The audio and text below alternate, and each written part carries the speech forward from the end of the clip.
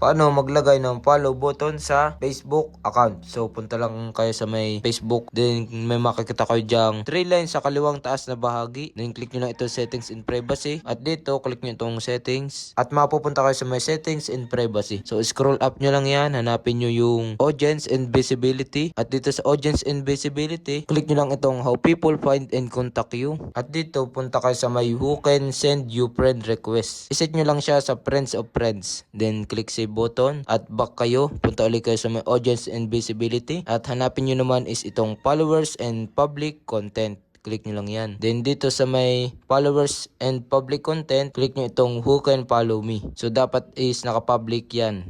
Set nyo siya sa public at click nyo ulit itong save button. Then back na kayo, punta kayo sa inyong profile. At dito kapag in-stock na kayo, may makikita na silang follow button sa inyong account. At tingnan natin kung meron nga bang follow button na sa ating profile. Click lang natin itong 3 dot na nasa kanang taas na bahagi. At dito sa may profile settings, click nyo itong view as. At yan, successful na nalagyan na natin ng follow button ang ating Facebook account. Ganun lang kadali maglagay ng follow button.